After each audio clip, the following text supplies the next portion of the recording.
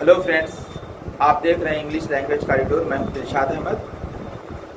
Friends, narration की कड़ी में आज हम लोग इंट्रोगेटिव सेंटेंस को पढ़ते हैं। आप लोग स्क्रीन पे देख रहे हैं इंट्रोगेटिव सेंटेंस। इंट्रोगेटिव सेंटेंस होता क्या है, इस पर छोटी सी एक डेफिनेशन भी आप देख रहे हैं।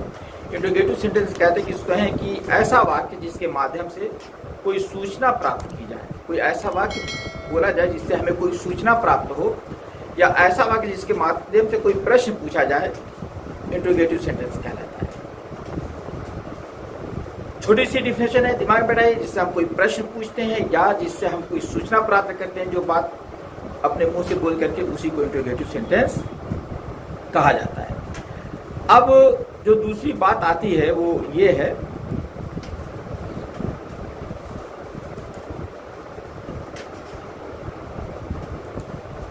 इसमें कि इंट्रोगेटिव सेंटेंस होता क्या है। इसमें देखिए दो तरीके से क्वेश्चन पूछे जाते हैं। अगर आपसे एक तरीके का क्वेश्चन पूछा जाएगा तो उसका जवाब यस और नो में आएगा। ये फ्रेंड्स, अगर आप लोग मेरी स्पोकन क्लास की वो पढ़ेंगे तो उसमें आपको बहुत क्लियर दिखाई देगा कि आप किस तरीके से उसमें क्वेश्चन पूछे जाते हैं।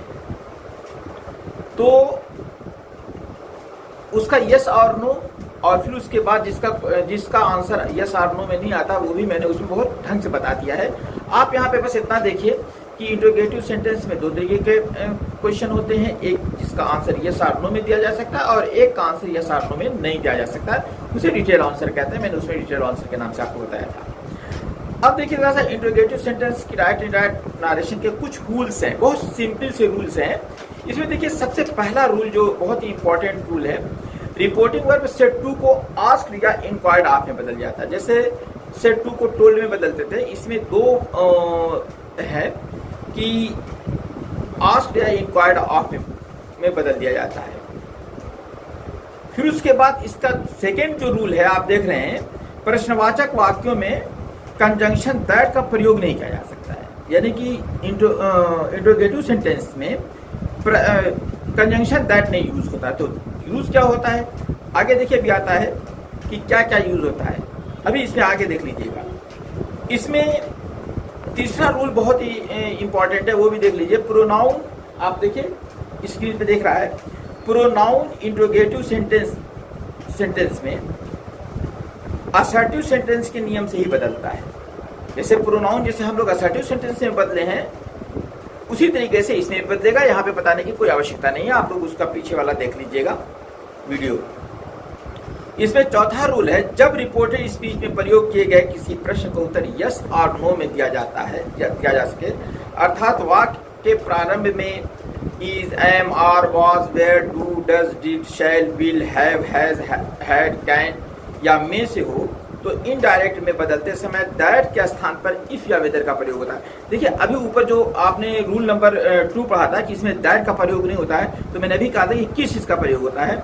तो अगर यस और नो में आता है, तो यस नो में अगर आंसर आता है तो वहां पे आपको क्या मिलेगा, जो ये मिलेगा ये सबसे पहले आएंगे। ये मैंने बता दिया था कि बहुत ढंग से उसमें बताया था, अगर आप लोग उसको देखेंगे तो यहाँ पे उस पे कंजंक्शन की जगह पे दैट का प्रयोग किया जाता है। अब आइए नेक्स्ट देखते हैं। जैसे यहाँ पे एक एग्जांपल देख लीजिए, राहुल सेड, ये देखिए Rahul said to me do you read novel. Rahul said to me do you read novel. अब देखिए क्या आ रहा है, इसमें डायरेक्ट है। ये देख लीजिए, जैसा मैं इसको आपको कलर भी कर दे रहा हूं, Rahul said to me do you read novel. तो इसने क्या किया, इसने किया कि इनडायरेक्ट स्पीच में इसको दे रहा है, राहुल आस्क्ड मी। क्या कह रहा है, Rahul asked me if I read novel. कोई चीज इफ आई रेड नॉवेल। तो इस तरीके के सेंटेंसेस इसमें आते हैं। इसमें कोई बहुत ज्यादा प्रॉब्लम नहीं है। रीड का पास्ट टेंस रेड होता है और READ स्पेलिंग लिखी जाती है। और देखिए दूसरा क्वेश्चन है, I said to Mohan can you tell me the rule of the road. Can you tell me the rule of the road. इसको भी देखिए, जैसा आप स्क्रीन पे मैं इसको कलर कर दे रहा हूं, आपको दिख जाएगा। तो ये कलर आपको दिख रहा है कि I said to Mohan, can you tell me the rule of the road? तो इसने इनडायरेक्ट आंसर ये कह रहा है, ये इनडायरेक्ट क्या कह रहा है आप लोग देख लीजिए। ये कह रहा है कि आई आस्क नोएन whether he could tell me the rule of the road, the rule of the road. देखिए ही कुड, देखिए कैन का कुड आपने पढ़ा था तो वो नियम यहाँ पे लागू हो गया, कोई बहुत ज्यादा प्रॉब्लम नहीं। जो नियम आपने जो टेंस चेंज करने के जो सामान्य नियम बदले पढ़े थे वही चीज यहाँ पे भी है। अगला देख लीजिए रूल, फिफ्थ रूल जो है इसमें आता है, जब रिपोर्टेड स्पीच में प्रयोग किए गए किसी प्रश्न का उत्तर यस या नो में न दिया जा सके। देखिएगा, ध्यान दीजिएगा, मैंने इसको ये कर दिया है, ये न को बहुत हाईलाइट किया है क्योंकि अक्सर यही चीज छुप जाती है। तो ये आप देख लीजिएगा कि ना में दिया जा सके, अर्थात वाक्य के प्रश्न में वाक्य के प्रारंभ में क्या क्या हो, हु हो, हुम हो, हुज हो, व्हाट हो, विच हो, हाउ हो, व्हेन हो, ये अगर हो तो इनडायरेक्ट स्पीच में किसी कंजंक्शन का प्रयोग नहीं किया जाता, बल्कि यही WH वर्ड्स को ही कंजंक्शन के रूप में प्रयोग कर लिया जाता है। ये बहुत ये चीज़ है कि अगर इफ या वेदर नहीं यूज करते हैं तो उसमें एक क्वेश्चन वर्ड होगा, उसी क्वेश्चन वर्ड को हम लोग कंजंक्शन के फॉर्म में यूज कर लेंगे। ठीक ना, ये आपके ऊपर देखिए दिख रहा है स्क्रीन पे कौन कौन से वर्ड्स हैं इसमें, ये आप देख लीजिए। ये एक बार मैं आपको इसको कलर भी कर दूं, ये देख लीजिए दिख रहा है। तो ये जो है who, whom, whose, what, which, how, when, which जो है ये आप देख लीजिए। तो ये विच 2 बार हो गया है, तो इसको देख लीजिए। ये वर्ड्स अगर शुरू होते हैं या अर्थात क्वेश्चन वर्ड से कोई सेंटेंस शुरू होता है तो उसमें इसी क्वेश्चन वर्ड को कंजंक्शन के फॉर्म में प्रयोग कर लिया जाता है। जैसे देख लीजिए, एग्जाम्पल देख लीजिए क्या कह रहा है। डायरेक्ट स्पीच है, राहुल से टू है, राहुल से टू है। क्या कह रहा है, राहुल से टू है, हु आर यू, क्वेश्चन पूछ रहा है हु आर यू। तो इनडायरेक्ट स्पीच में क्या कह रहा है आप देख लीजिए, इसको देखिए, इसको फिर इनडायरेक्ट स्पीच को मैं कलर कर दे रहा हूं। ये क्या आ रहा है कि Rahul asked her who she was, who she was, अर्थात जो असर्टिव सेंटेंस था असर्टिव सेंटेंस की तरह प्रयोग हो जाएगा और जो है जो रूल है वही रूल अप्लाई होगा। देखिए हु शी वाज ये असर्टिव सेंटेंस बना दिया गया है और इसको असर्टिव की तरीके से प्रयोग किया गया है। इसका नेक्स्ट जो है आंसर देख लीजिए, नेक्स्ट एग्जांपल देख लीजिए। My friend said to me, my friend said to me, क्या कह रहा है, my friend said to me which is your house, which is your house. ये आंसर कौन क्या कर रहा है, आंसर क्या कर रहा है, इनडायरेक्ट देख लीजिए, आपको दिख रहा है कि इनडायरेक्ट में वो कह रहा है कि my friend asked me which your house was, इसका was, which your house was, तो asked me which your house was. तो इस तरीके के कॉन्सेप्ट आते हैं, इसको बहुत आसानी से आप समझ सकते हैं। ये बहुत ही इंपॉर्टेंट है, बहुत कम समय में आप इसको देख सकते हैं। रूल 6 ज़रा देख लीजिए कि रूल 6 में क्या आता है, जैसा बहुत आराम से इसको देखिएगा कि ये रूल 6 क्या है, आपको बहुत आराम से दिख रहे हैं कि रूल 6 में उपरोक्त वाक्यों में आपने देखा कि इंट्रोगेटिव सेंटेंस को असर्टिव सेंटेंस में बदल दिया गया है, साथ ही प्रश्नवाचक चिन्ह को फुल स्टॉप में बदल दिया गया है। परंतु ध्यान रहे कंजंक्शन इंट्रोगेटिव का ही प्रयोग होगा, है ना। ये मत सोचिएगा कि असर्टिव सेंटेंस हो गया है तो फिर हम लोग असर्टिव सेंटेंस वाला कंजंक्शन दैट लेके चले आए, ऐसा नहीं होता है फ्रेंड्स। इसको आपको लेके क्या आना है, कंजंक्शन जो है इंट्रोगेटिव वाला ही रहेगा, अर्थात WH वर्ड है तो WH वर्ड ही रहेगा। चलिए जैसा इंट्रोगेटिव को असर्टिव में बदलने के थोड़े तो कुछ नियम थे, ये जैसा देख लीजिए ये कौन कौन से नियम है। जैसा नियम नहीं है, कुछ वर्ड्स मैंने दिए हैं, इसको आप लोग देख लीजिए एक ही जगह पे फटाफट से देख लीजिए।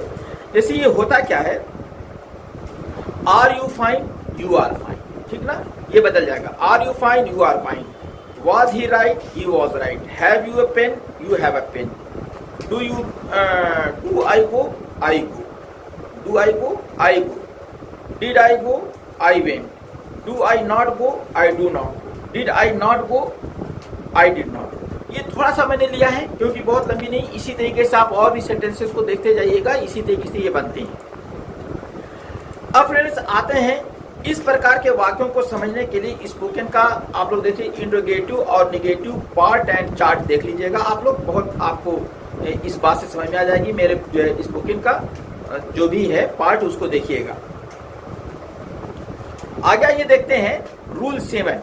रूल 7 में क्या होता है कि सबसे पहले आपको ये देखना है कि डू या डस के बाद अगर नॉट का प्रयोग नहीं हुआ है तो डू डस को हटा दिया जाता है। डू और डस के बाद देखिए इसमें जो नॉट है आप देख लीजिए, यहाँ पे जो नॉट दिख रहा है वो नॉट का प्रयोग नहीं हुआ है तो डू डस को हटा दिया जाता है। ठीक फ्रेंड्स, आप देख लीजिए बहुत आराम से। फिर जैसे एग्जाम्पल में देख लीजिए आप लोग, फटाफट एग्जाम्पल देखिए। Rohan said to me do you play chess, ये डायरेक्ट सेंटेंस है, सॉरी।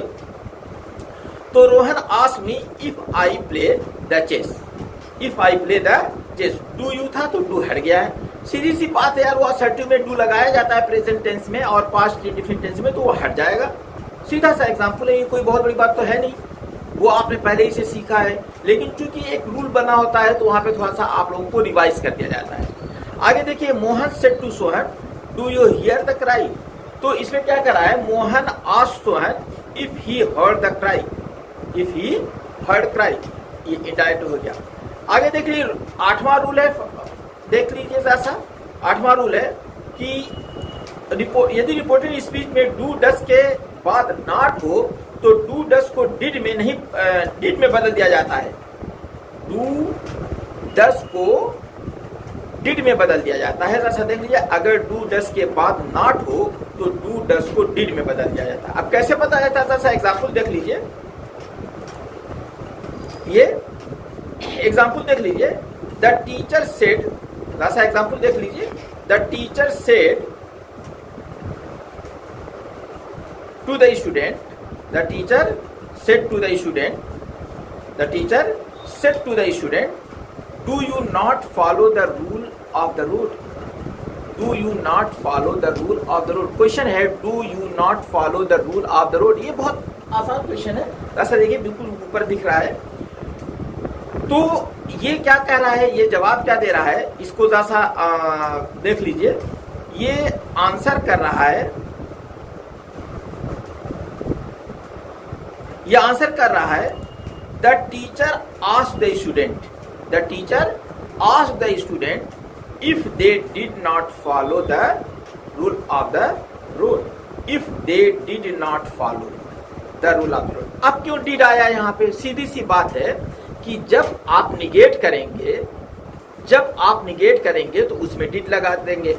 डू का निगेट तो होता नहीं है, पास्ट टेंस बनता नहीं है, तो जब प्रेजेंट इंडेफिनिट टेंस का ही ना आप पास्ट इंडेफिनिट टेंस बनाएंगे, और जब पास्ट इंडेफिनिट टेंस बनाएंगे तो डू का डिड हो जाएगा, तो नॉट आपका हटेगा नहीं। सीधा सा है फंडा। देखिए मैटर ये होता है कि ये सब चीजें कोई बहुत मुश्किल नहीं है, इसको इतने रूल में बांट दिया गया है कि मालूम होता है कि ये बहुत मुश्किल है। हालांकि ये रूल आपने प्रेजेंट इंडेफिनिट टेंस को जब चेंज किया था पास्ट इंडेफिनिट टेंस में, तो वहां पे देखा था कि आई डू नॉट गो का होता है आई did not go, I do not गो का होता है आई डिड नॉट गो। तो उसी तरीके से ये है डिड नॉट। अब यहाँ पे डू नहीं हटेगा। बात ये दो चीजें आप दिमाग में बैठा लीजिए कि ये यहाँ पे क्या है, ये नहीं हटेंगी। अगर ये हटती हैं तो क्या होगा, सेंटेंस गलत हो जाएगी, वही वाला फॉलो हो जाएगा। आगे देखिए, एक और मैं एग्जांपल दिया हूं, a stranger said to me do you not know Rahul, do you not know Rahul. एक और क्वेश्चन है ये, do you not know Rahul. तो इसका आंसर दे रहा है a stranger asked a man, a stranger asked a man. ये दूसरा इनडायरेक्ट स्पीच देख लीजिए, इसका indirect. A stranger asked a man if he did not know Rahul, if he did not know Rahul. तो ये एग्जाम्पल हो गया। अब एक और रूल देख लीजिए, ये अगर आप एक रूल और देख लेते हैं तो बहुत आपका सारा इसमें इंट्रोगेटिव सेंटेंस क्लियर हो जाएगा। ये जो रूल है कि यदि रिपोर्टेड स्पीच, देखिए जैसा ऊपर मैं देख लीजिए, यदि रिपोर्टेड स्पीच डिड का प्रयोग हेल्पिंग वर्ब के रूप में हुआ हो तो past indefinite change into past perfect वाला नियम लागू होगा। Past indefinite change into past perfect वाला नियम लागू होगा, जो आपने पहले पढ़ा है। कोई नहीं, वो पहले ही पढ़े हो ऑलरेडी, वो आता ही है आपको, तो क्या समस्या है। तो आ जाइए, इसको ये देखते हैं, इसका एग्जाम्पल क्या दे, एग्जाम्पल इसको देख लीजिए, फट से एग्जाम्पल देख लेते हैं। एग्जाम्पल क्या दे रहा है, He said to me, did you sell your phone? He said to me, और यहाँ पे कॉमा इन्वर्टेड कॉमा शुरू होता है, तो कहता है did you sell your phone? तो अब ये क्या कर रहा है, he asked me, ये डबल इन्वर्टेड कॉमा की जगह if का प्रयोग हो गया है, if I had sold my phone, ठीक है ना, कोई प्रॉब्लम। तो फ्रेंड्स ये था इंट्रोगेटिव सेंटेंस, और उम्मीद है ये वीडियो आपको पसंद आया होगा। अगर ये वीडियो पसंद आया हो तो लाइक कीजिएगा, शेयर कीजिएगा, अपने दोस्तों में शेयर कीजिएगा, और अगर आप चैनल पे नए हैं तो सब्सक्राइब करना मत भूलिएगा। अगर आप सब्सक्राइब किए रहेंगे तो जैसे ही मैं वीडियो डालूंगा तो आपको नए वीडियोस तुरंत उसकी जो है नोटिफिकेशन आपको मिल जाएगा। मिलते हैं अगले वीडियो में।